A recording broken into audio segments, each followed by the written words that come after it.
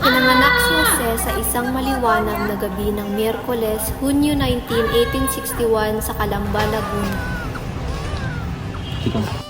Ano ang nais ninyong ipangalan sa inyong anak? Jose. Halos ikamatay ni Donya ang kapanganakan kung hindi siya nangako sa Birhen ng Antipolo na dadalhin si Jose sa kanyang dambana bilang paglalakbay. Siya ay binautismuhan sa simbahang Katoliko ng kanilang bayan noong Hunyo 22, 3 araw matapos siyang ipinanganak, ng kura paroko na si Padre Rufino Colantes. Bibinyagan at sabihan, tinatawag siya sa kanyang pangalan. Bilang naatasan ni Jesucristo, binibigyan kita sa pangalan ng Ama at ng Anak at ng Espiritu Santo. Amen. Ako'y napahanga sapagkat ang ulo ng inyong sanggol, Donya at Francisco, ay napakalaki. Alagaan niyong mabuti ang batang ito dahil balang araw magiging isang dakilang tao. Maligayang pagdating sa bahay ng Panginoong Jose. Maligayang pagdating sa mundong ito at sa bahay ng Diyos Jose. Ang bahay ng pamilya Rizal ay isa sa mga kilalang bahay sa Calamba noong panahon ng mga Kastila. Ito ay isang 2 palapag na gusali na gawa sa adobe at matitibay na kahoy. Catherina, Maria, Olivia, balik kayo dito at tulungan ninyo ako magpunta sa aking pagkawan. Bali na kayang mga kapatid. Ay kapatid, karana't maglaro. Nais mo bang sumali? Nais kong sumali. Hindi na muna ako Jose sapagkat nais ko munang tapusin ang librong binabasa ko. Ang ganda-ganda dito, Aya. Ang dami-daming mga ibon. Oo nga, Jose, pero mag-ingat ka dyan, baka marumian ka. Umurong ka dito, Jose. Alam mo ba, Jose, ang mga kwento tungkol sa aswang at balang? Kwentuhan mo pa ako, Aya. Gusto kong malaman ang tungkol sa mga alamat at kwento. Sige ko, kwentuhan kita. Ang mga alamat at kwento ng kanyang yaya ay nagbigay inspirasyon kay Jose na mahalin ang mga kwentong bayan at folklore. Anak, Ay, bakit tayo ang ganili pa ni Concha? nasa langit na si Concha. Babantayan niyo po ba tayo na? Oo, anak, mabantayan niyo tayo malaro. Nuestra querida Concha, tan temprano nos dejaste. Kung nasan ka man anak, sana gabayan ka ng ating pinakamamahal na Panginoon. Mahal kong Concha. Bakit mo ba kami hinisan? Sa katotohanan, ngayon lamang ako. Nang marinig ni Jose ang salitang kwento, bumukas ng malaki ang kanyang mga mata at puno ng kuryosidad at pagtataka. Sinimula ng kanyang ina na basahin ang kwento ng batang gamo-gamo at ang matandang gamo-gamo. Patuloy ang kanyang ina sa pagbabasa at si Jose ay nakinig ng buong sigasig. Lubos na nahikayat si Jose sa kapalaran ng 2 insekto. Isang kakaibang pakiramdam ang bumalot sa kanyang na lagi niyang nararamdaman tuwing may gumigising sa kanyang damdamin. Ang apoy at ang gamo-gamo ay tila lumalayo at ang mga salita ng kanyang ina ay tila kakaiba at mahiwaga. Hindi niya napansin nang matapos ang kanyang ina sa pagbabasa ng kwento, ang buong atensyon niya ay nakatutok sa mukha ng gamo-gamo.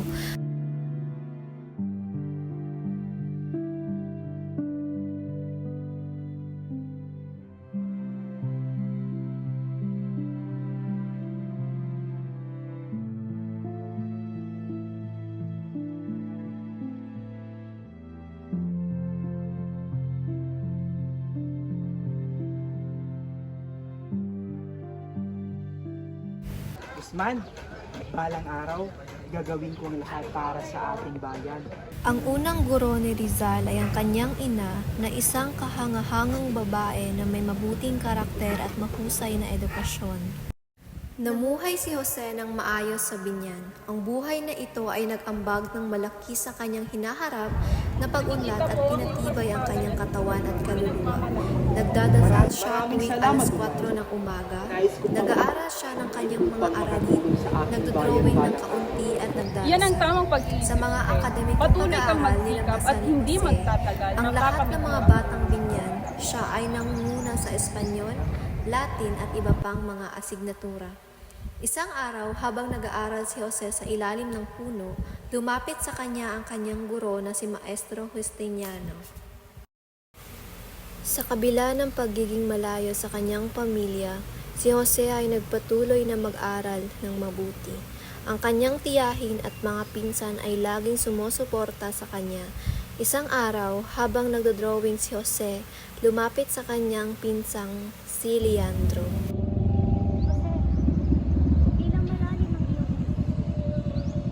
Sa katunayan ay aking iniisip kung ano nga bang magandang iguhit para sa ating bayan. Nakita ko ang iyong mga iginulit. Napakaganda. Saan mo natutunan iyan? Maraming salamat yan.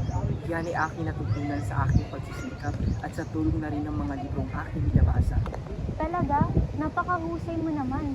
Balang araw ay magiging tanyag ka rin dahil sa iyong talento. Lumipas ang mga buwan at naging mas mahusay si Jose sa lahat ng kanyang mga gawain. Hindi lamang siya nangunguna sa klase, kundi nakilala rin siya bilang isang mabuting kaibigan at kapamilya. Sa kabila ng kanyang tagumpay, nanatili siyang mapagkumbaba at laging handang tumulong sa iba. Sa tuwing nagdadasal siya sa tuwing umaga, lagi niyang iniisip ang kanyang pamilya sa Calamba at ang kanyang mga pangarap para sa bayan. Sa kanyang puso, alam niyang ang lahat ng kanyang pagsusumikap ay para sa ikakabuti ng kanyang bayan. Sa bawat araw na lumilipas, si Jose ay patuloy na naging inspirasyon sa kanyang mga kaklase at sa buong binyan. Ang kanyang mga aral at pangarap na nagsilbing gabay hindi lamang sa kanyang sarili kundi para na rin sa lahat ng mga Pilipinong naghahangad ng isang mas maliwanag na kinabukasan. Jose, maligayang pagbabalik. Natutuwa kaming nakabalik ka na sa Calamba. Ako'y lubos na nagagalak na muli kayo makapiling, mga minamahal kong kapatid. Ako ay natutuwa sapagkat nakabalik ka na sa ating bayan pagkatapos na isa at kalahating taon sa pag-aaral sa binyan. Ako'y lubos na nagagalak sapagkat ako'y nakabalik na rin sa Calamba. Lubos din akong nasisiyahan sapagkat muli ko kayo makapiling ng aking minamahal.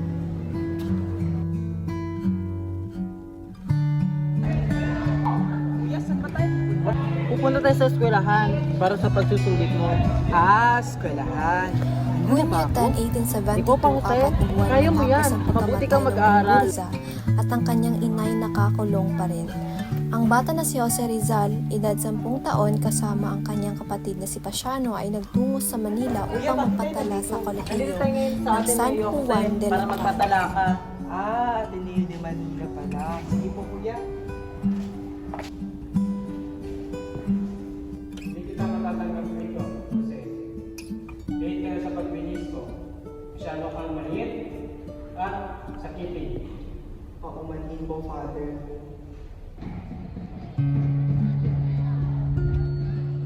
Maraming salamat po, Father.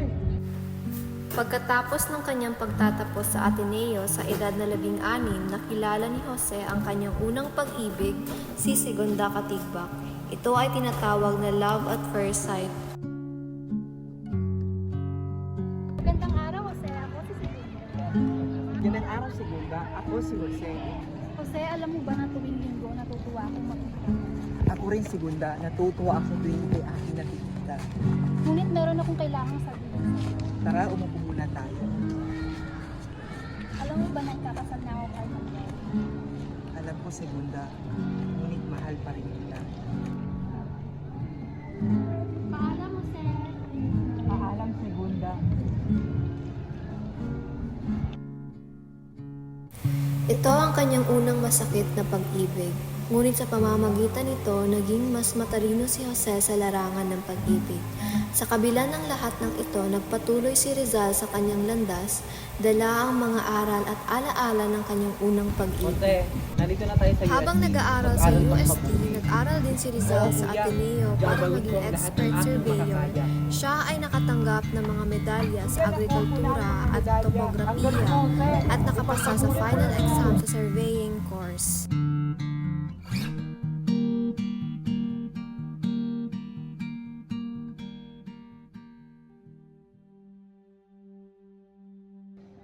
Miss Ed, gusto kitang makilala ng higit pa.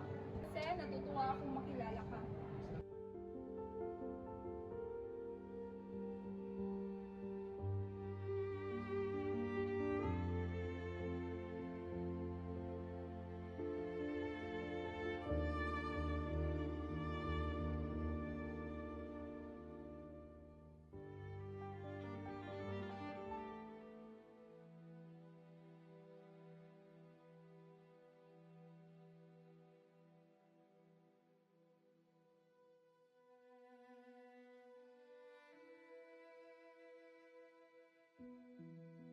Magandang araw. Ako si Jose Rizal, bagong estudyante dito sa UST. Maaari ko bang malaman ang inyong mga pangalan? Magandang araw, Jose. Ako si Maria at ito naman si Leonor Rivera. Magandang araw, Jose. Natutuwa ko makilala. Natutuwa rin ako makilala ka, Leonor. Narinig ko na marami kang alam tungkol sa La Concordia. Maaari mo ba akong tulungan dito? Oo naman, masaya akong magpakita sa iyo sa paligid. Ano ang nagdala sa iyo dito sa La Concordia? Naghahanap ako ng katahimikan sa pag-aaral. Narinig ko na maganda rito sa La Concordia at marami akong matututunan.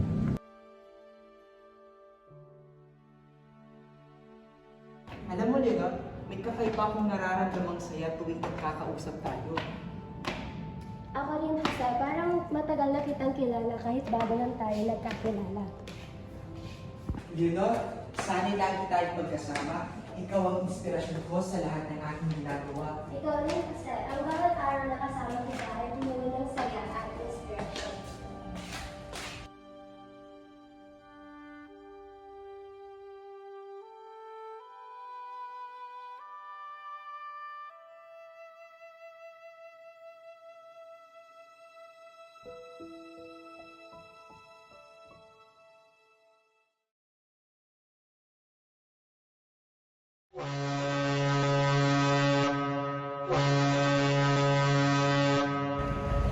Jose, lagi kang mag-iingat sa Espanya. Huwag kang mag-alala, lagi kitang susuportahan kahit saan ka man magpunta. Salamat, Kuya. Alam kong mahirap ito. Ngunit ito lamang ang tamang hakbang upang makamit natin ang kalayaan para sa ating lahat. Alam kong matatag ka, Jose. Ano nga ulit ang mission mo sa Espanya? Una, nais kong pag-aralan ang medisina upang may paggamot ang ating mga kababayan. Pangalawa, nais kong magsulat ng mga nobela upang may parating sa buong mundo ang ating mga hinaing at adhika. At pangatlo, nais kong magtaguyod ng mga organisasyon na susuporta para sa ating laban, para sa ating kalayaan. Mahalaga nga ang mission mo, Jose. Huwag kang mag-alala, nandito lang kami para susuportahan ka. Mag-iingat ka, Jose. Maraming salamat po. Hindi ko kayo bibigyan dahil alam kong laban ito ay hindi lamang para sa akin. Ngunit para ito sa inyo, para sa aking pamilya, at para sa mga kapwa namin Pilipino.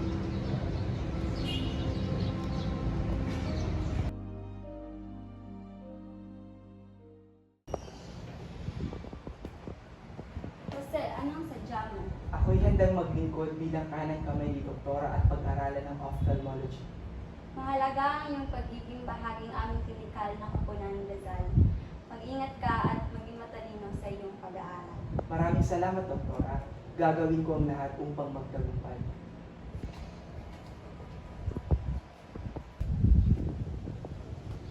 Magandang araw, Gina. Magandang araw, Jose. Ang kagandahan ng syudad nito ay kahanga. Magandang pagkakataon ito upang marami akong matutunan sa signaturang agapon.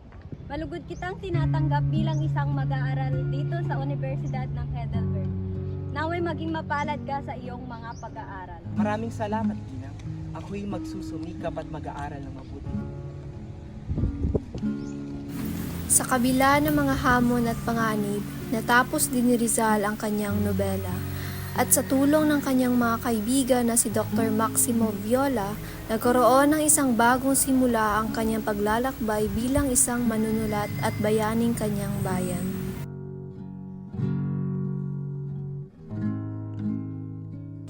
Magandang gabi, Jose. Magandang gabi rin aking kaibigan. Kumusta ka, aking kaibigan? Narito ako para ikay tulungan. Maraming salamat at tumating ka. Ako'y nanghina at wala ng pera. Huwag kang mag-alala, kaibigan. May pondo ako at handa ko itong ipautang sa'yo upang maipalimbag ang iyong mga akda.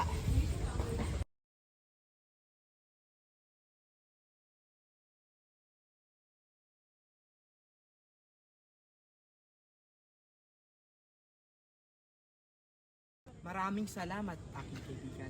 Lubos kaming nagagalak at nagpapasalamat sa iyong mainit na pagtanggap at pag-aalaga sa amin ni Diyo. Naway alagaan mo ang iyong sarili, aking kaibigan, hanggang sa muli nating pagkikita.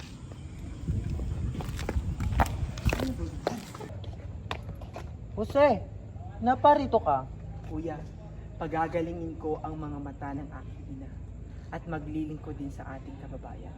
Kailangan ko ring malaman kung paano naapektuhan ng aking mga sinulat ang ating bansa. Gayon din ang katahimikan ni Leonor Rivera. Huwag ka munang umuwi dito, kapatid. Dahil ang lahat ay nag-aalala sa iyo.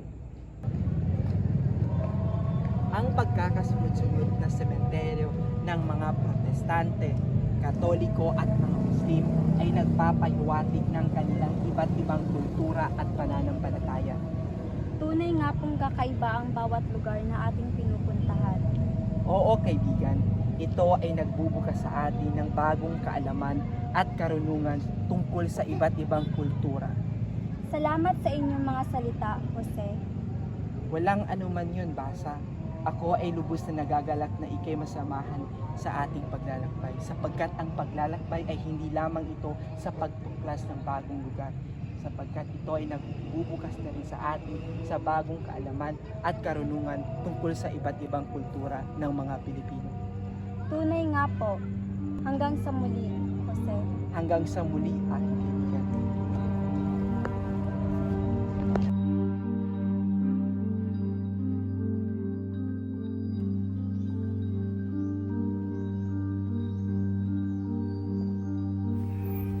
Jose-san, 今日が私にとって日本での最後の日です。お別れをどうやって調査ればいいのかわかりません。知ってます。そしてあなたの一緒に。私は人生の最もわしわしい時期を過ごしてました。Jose-san。あなたは私の心の地に残りますリサロ。そしてあなたも私です。さよなら、Jose-san。さよならリセル、心の底からしかし、日本での幸せな夢、もそこにこそれ去った。彼は搾取された日本の救済のために活動を続けるために、自分の幸福を犠牲にしさければなりません。 Noong ika-28 ng Abril 1888, Sabado, dumating sa San Francisco si Rizal sakay ng steamer Belgic, ngunit hindi pinayagan ang lahat ng mga pasahero na bumaba mula sa steamer. Noong ika-4 ng Mayo 1888, Biyernes ng hapon, pinayagan ng bumaba si Rizal mula sa steamer. Ang ganda rito sa New York. Ano ang impression mo rito sa Amerika? Ang Amerika ay lupain ng kalayaan, ngunit para lamang sa mga puti.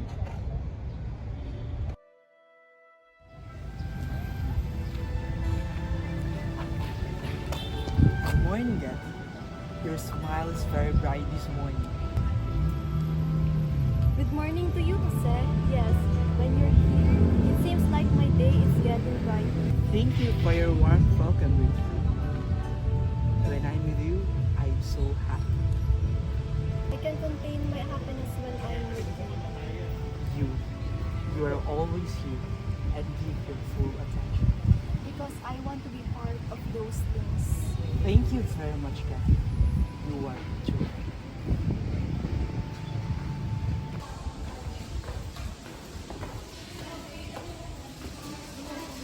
Buenos días, señora. Buenas noches también, señor. ¿Cuál es tu intención? Estoy buscando un lugar para quedar.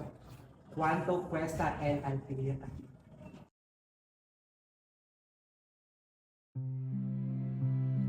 Lahat ay aking gagawin upang maipagtanggol ang aking bayan para sa minamahal kong bayan at kapwa ko Pilipino. Talagang nakakamangha ang mga infrastruktura rito. Nais kong itayo ang isang kolonya sa puno, malapit sa sindangan, upang magbigay ng pag-asa at oportunidad sa mga magsasaka. Sa panahon ni Rizal sa Brussels, siya ay naging mas produktibo sa kanyang mga pananaliksik at pagsusulat. Isa sa kanyang mga mahalagang nagawa ay ang pagtatapos ng kanyang nobelang El Filibusterismo. Lahat ay aking gagawin upang maipagtanggol ang aking bayan para sa minamahal kong bansa at kapwa ko Pilipino. Sa tulong ng kanyang mga kaibigan at taga-suporta, natapos ni Rizal ang nobela na naglalarawan sa mga pangyayari at karanasan ng mga Pilipino sa ilalim ng kolonyalismong Espanyol.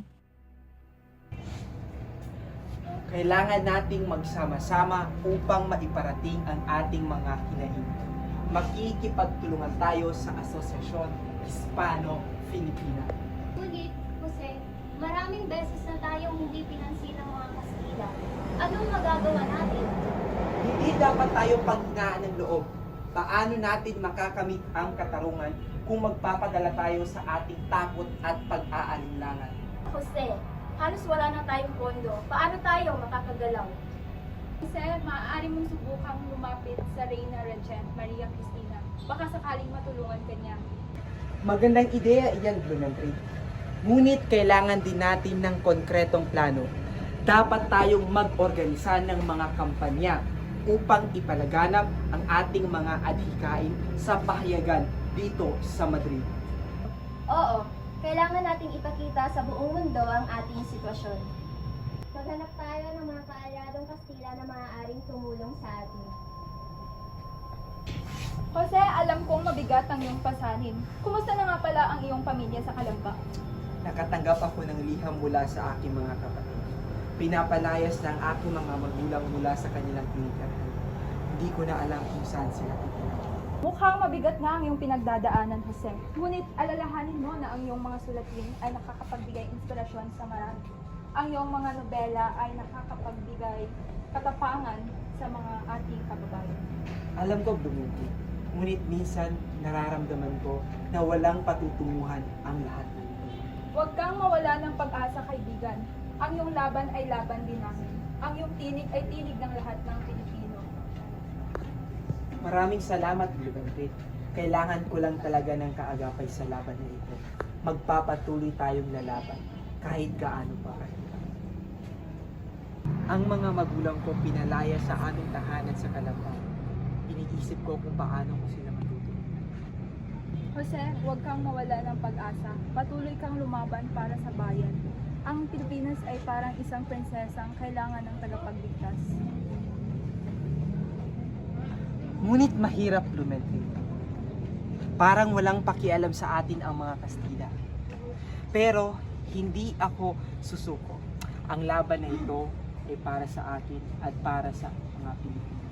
Tama ka, kaibigan. Kailangan nating patuloy na magpursige at lumaban. Tama ka, kaibigan. Kailangan nating magtiwala at magpursige.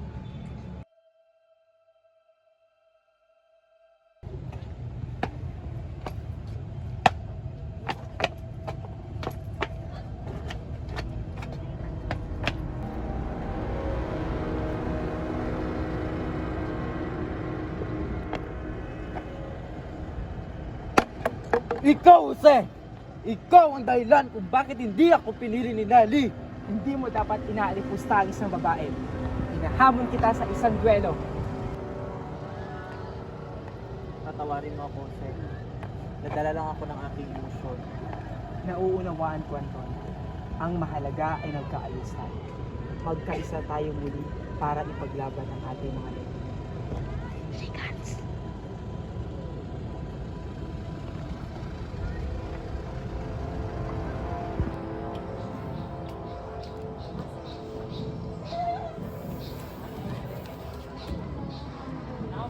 Leonor, paano mo nagawang ipagkanulo ang ating pag-ibig? Jose, alalahanin mo na ikaw ay isang bayani.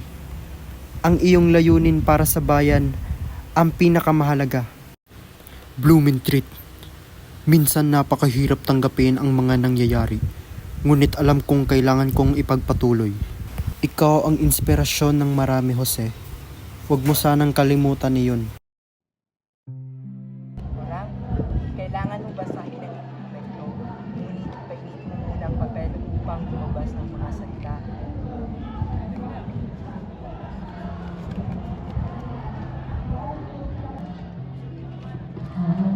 Salamat kasi napakabait mo.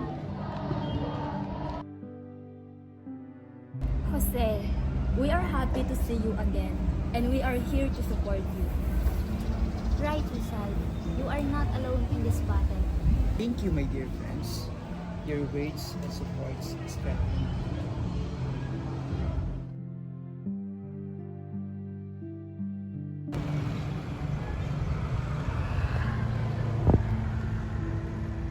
Tila kay ganda ng panahon ngayon, Jose. Kasing ganda ng iyong mga ngiti, Consuelo. Kumusta ang iyong pag-aaral?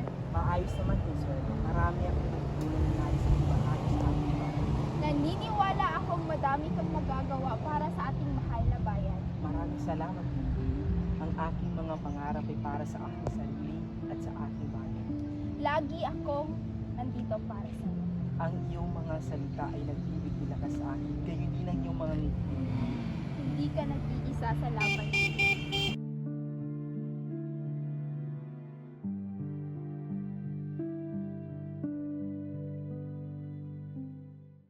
Nalaman ko ang iyong kalagayan at naramdaman ko ang malakas na pagnanais na tumulong. Nagpadala ako ng sapat na pera upang matapos ang paglilimbag ng iyong nobela. Oh Diyos.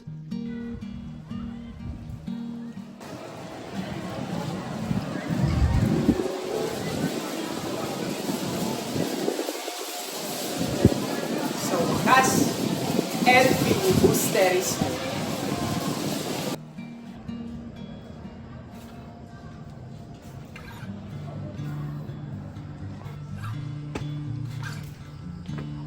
Senyor, kayo ba ay isang Pilipino? Senyor, oo, ako'y isang Pilipino. Jose Rizal.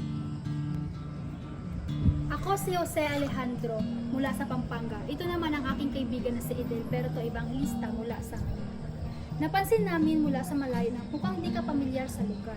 Mukha ka pong isang Pilipino. Meron po ba kaming maalok na tulong sa inyo? Kararating ko lang at ako'y naghahanap ng matutuluyan sa abot ng aking makakaya. Ang maliit na silid na aking tinutuluyan ay mura pero sapat. Mayroon pang puwang sa isang kwarto. Maraming salamat, aking kaibigan. Yan ang kailangan.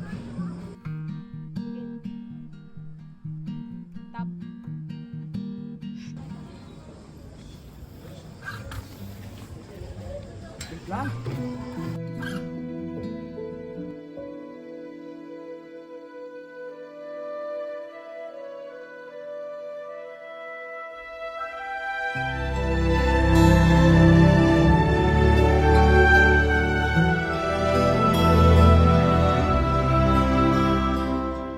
Kung lumaki man ang ating anak, ang ipapangalan ko sa kanya Francisco bilang pagkita at pag-alala sa aking mga anak.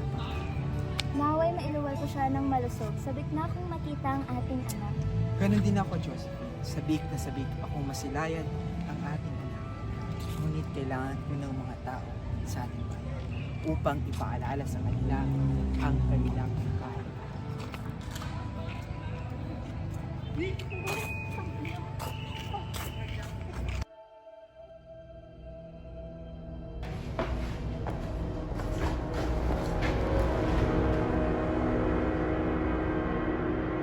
eh, bakit niyo ako dinadakip? Huwag kang gagalaw!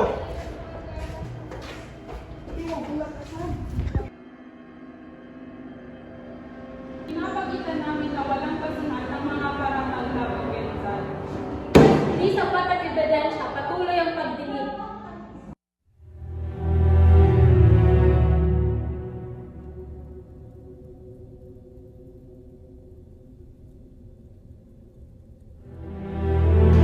Ang paglilitis kay Rizal ay nagpapakita ng kawalan ng katarungan sa panahon ng kolonyalismong Espanyol.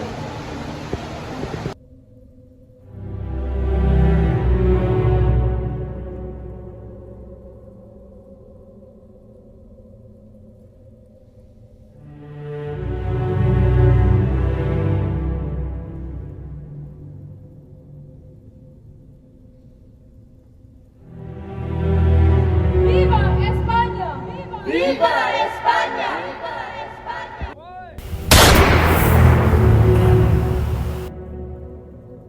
Consumatum es.